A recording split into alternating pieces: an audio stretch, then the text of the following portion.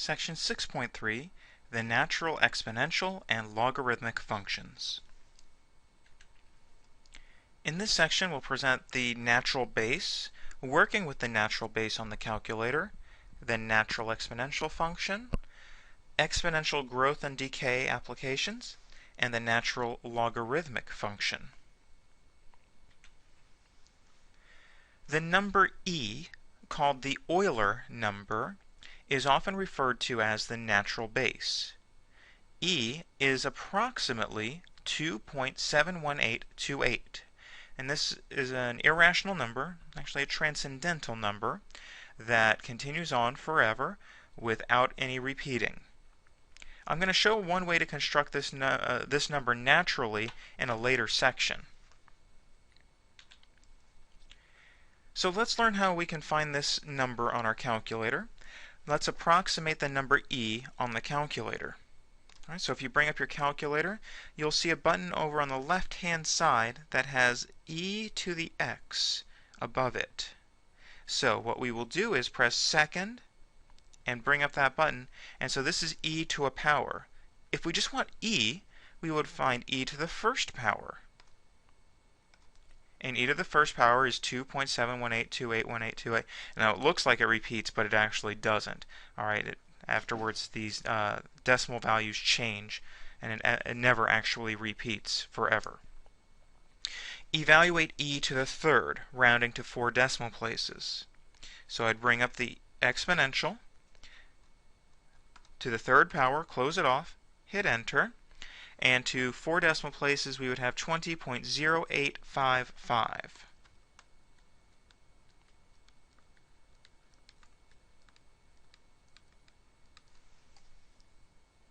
Evaluate 350 e to the negative 0.04. 350, bring up the exponential, negative 0.04. 336.2763.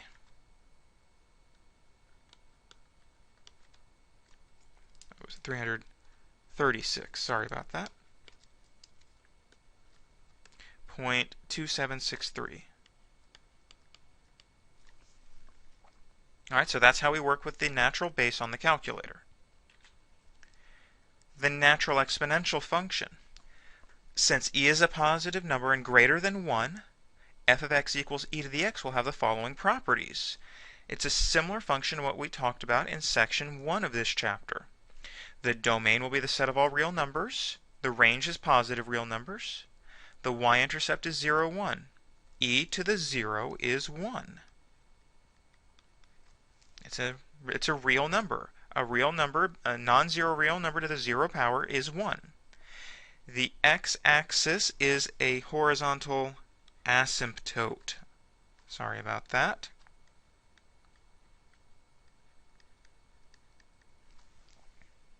The function is 1 to 1 and is increasing.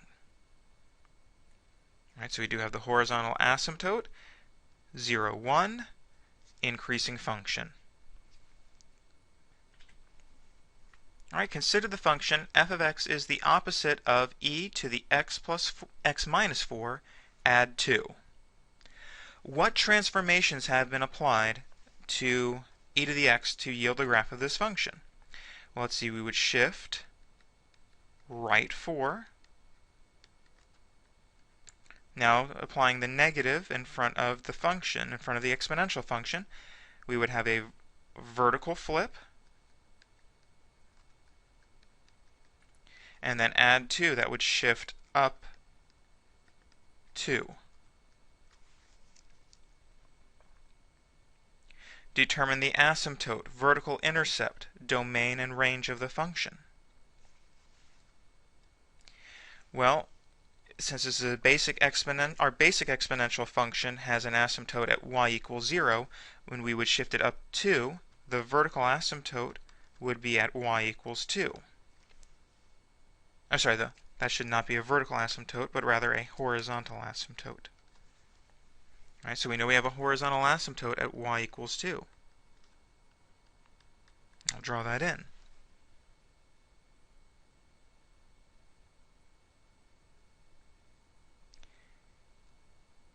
What's next? The vertical intercept.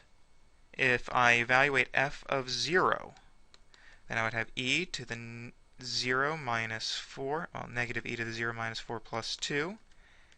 So that would be negative e to the negative 4th plus 2. So we can approximate that.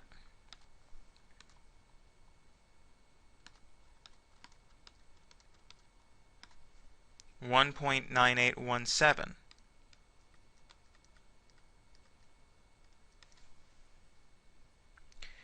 Domain.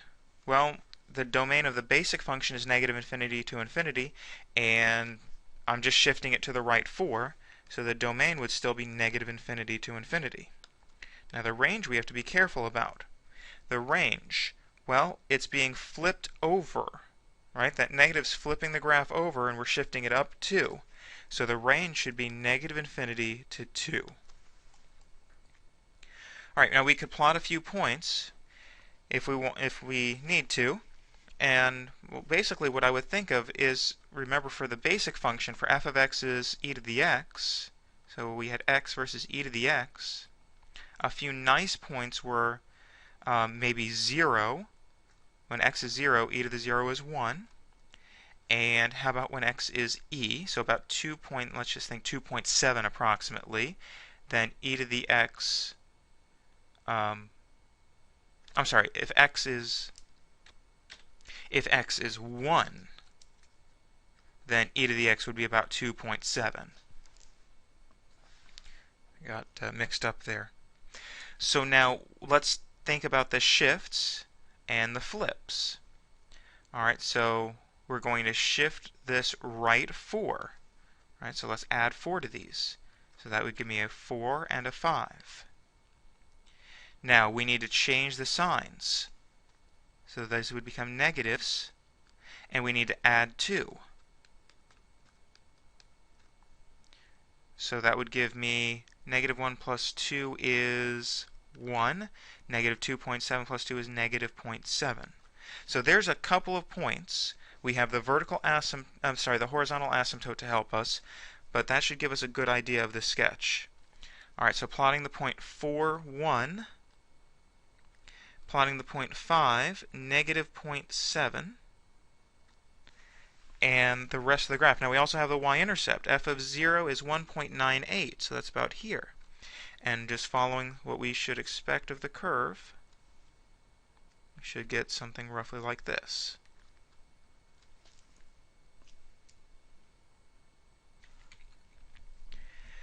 We talked about exponential growth and decay in the previous section, but that was with a general base.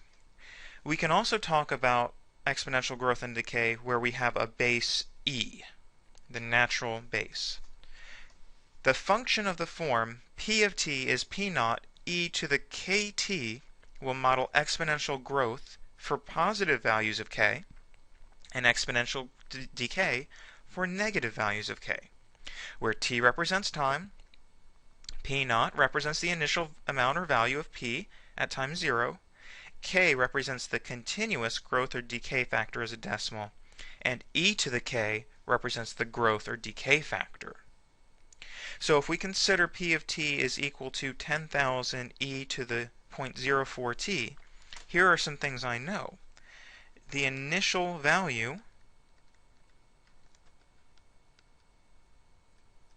is 10,000. This represents exponential growth.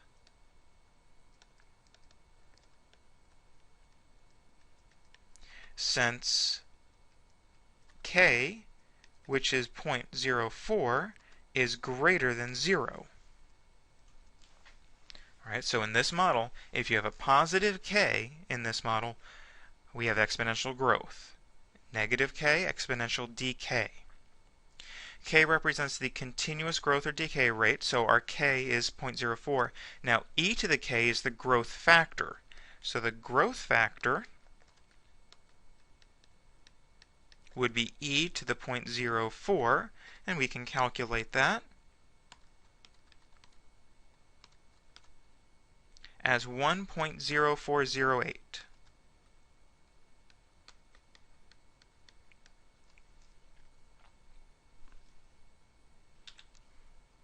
So let's see an application. Ronald bought a sport utility vehicle in 2009, which unfortunately started losing its value as soon as he drove off the lot. The standard for vehicle depreciation is that, on average, they lose about 15 to 20% of their value each year. Ronald's SUV's value can be modeled by the function v of t is 21,305 e to the negative 0.173 t, where t represents years after 2009. Part A asks us to find and interpret v of 0. Well, v of 0 would be 21,305 e to the negative 0.173 times 0. So notice what happens here. That's e to the 0, which is 1, and so we get 21,305. That's the initial value of the vehicle. All right, so the initial value of the vehicle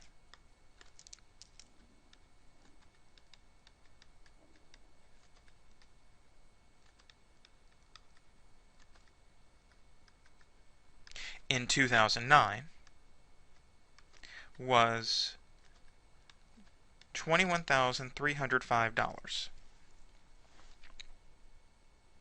What was the value of the vehicle after 2 years?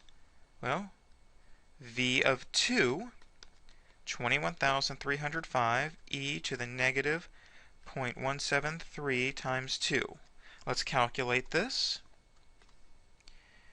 21,305 exponential negative 0.173 times 2. 15,073.55.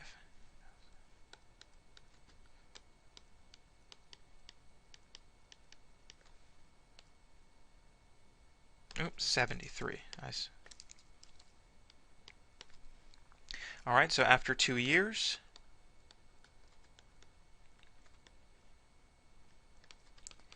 the value of the vehicle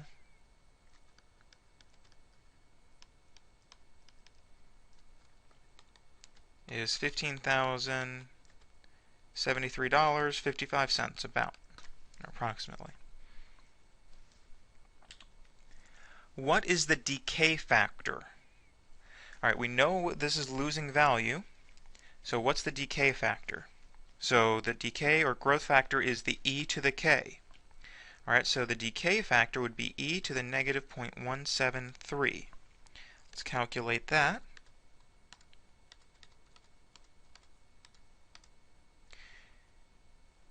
So that's 0.841. The decay factor is 0.841. Now let's think about that. We want to interpret the decay factor in the context of the problem. So if we think of that as a percentage, what we can say is 84.1% of the value remains each year. We usually want to think the other way. How much does it lose? So 1 minus 0.841 is what? 0.159. So interpreting this in context, the SUV's value decreases by about 15.9% each year.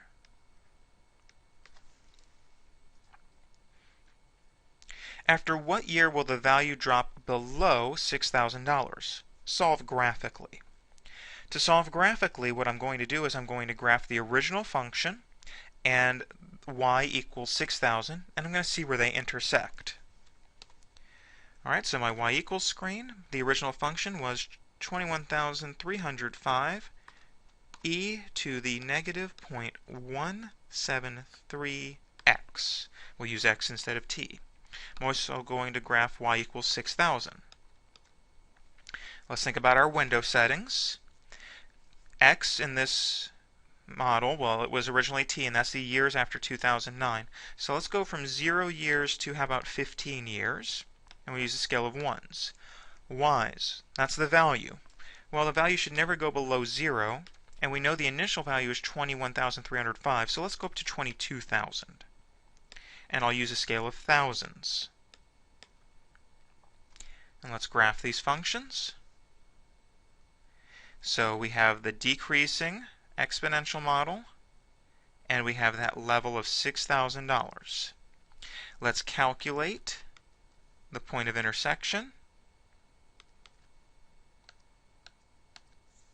So we find the point of intersection at 7.32. So we see that after 7.32 years, if we use this model perfectly, after 7.32 years, the value would be 6,000. So we might say something like, during the 8th year,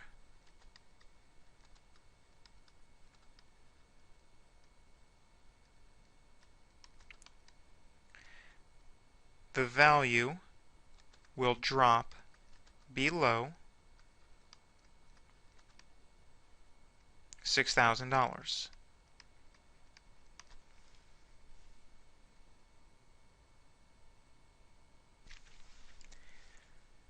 Since we have a natural base for an exponential function, we can also have the natural base for a logarithmic function. For x is greater than 0, the natural logarithmic function is defined by y equals the log base e of x and is usually denoted by y equals ln of x. Alright, so the natural log is often denoted by ln of x. We don't write log base e, we write natural log of x. Basic properties. The natural log of 1. Well, that's just the log base e of 1. And e to the 0 power is 1, so the natural log of 1 is 0. Just like the log base b of 1 is 0 for any b. The natural log of e. The log base e of e must be 1. The natural log of e to the x. Now this is a little tricky. All right, what's the natural log of e to the x? Well, that would be the log base e of e to the x.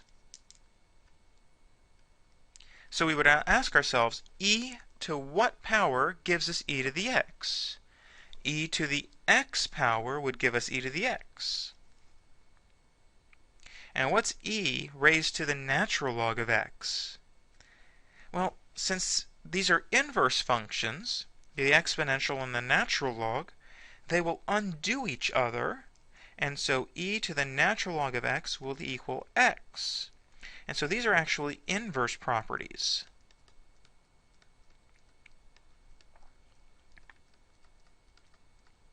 The natural log of e to the x is x, and e to the natural log of x is x, as long as x is greater than 0.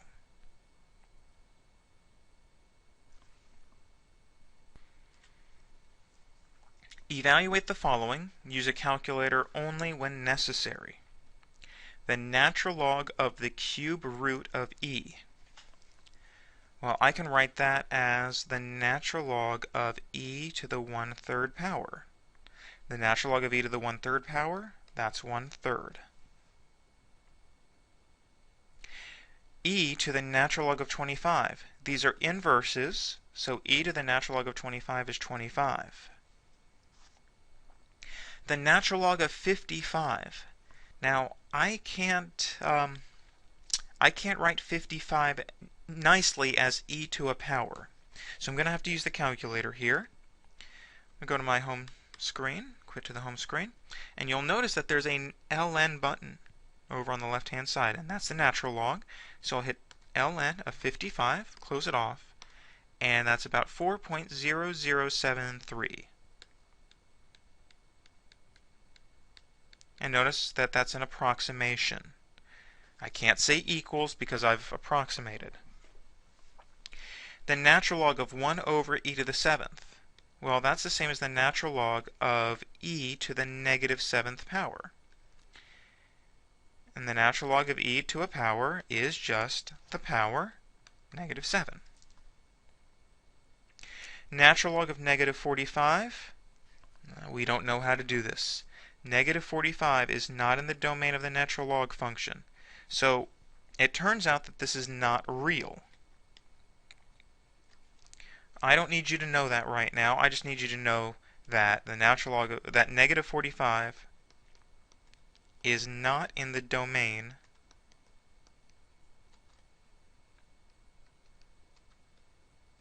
of f of x equals natural log x. Okay, the domain for our natural log function, as for all of our logarithmic functions, our basic logarithmic functions, the domain is 0 to infinity.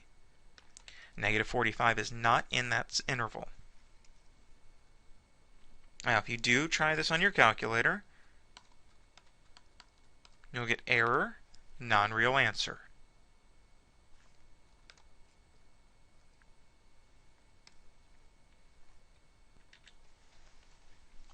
The natural logarithmic function, well, again, this is just a special case of the general discussion that we had in the previous section. Since f of x is the natural log of x, is of the form f of x is equal to the log base b of x, where b is greater than 1. Remember, natural log is the log base e, and e is about 2.718. Right? E is approximately 2.718. which is greater than 1. Alright, so then we can apply all the ideas that we had for our general logarithmic function to this special case. Domain is 0 to infinity, range is negative infinity to infinity. X-intercept is 1, 0. Y-axis will be the vertical asymptote. It's a one-to-one function. The graph will pass through the point e, 1. And so that's about here, 2.718, 1. The graph will be increasing. All right, so we have a couple of nice points, right? We have 1, 0, and we have e, 1. So about 2.7, 1. For the functions f of x is equal to the natural log of x plus 3 minus 1.5. State the transformations on f of x equals natural log x that yield the graph of the function. Well, let's see, we have a shift left 3 and down 1.5. State the asymptote. Well, the standard asymptote is at x equals 0, and we need to shift it left 3. And this is a vertical asymptote at x equals negative 3. So I put a grid up. Let's put our vertical asymptote in at x equals negative 3. What's the domain? The domain would be not 0 to infinity because it's been shifted to left 3. So negative 3 to infinity. The range, we're shifting down 1.5, but we're shifting negative infinity to infinity down. So that doesn't affect anything on the range. All right, and if we wanted to find a couple of points to help guide us, remember that for the basic function, for just the natural log function, our nice points were 1, 0, and 2.7, 1. Let's shift those left 3. Alright, so that would give us what? Negative 2 and negative 0.3. And let's shift down 1.5. And so that would give us negative 1.5, negative 0.5.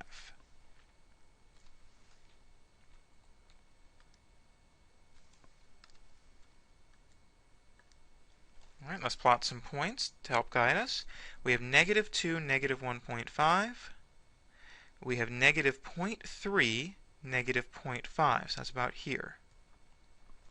We still have a vertical asymptote at x equals negative 3. And we would have an increasing function that does something roughly like that.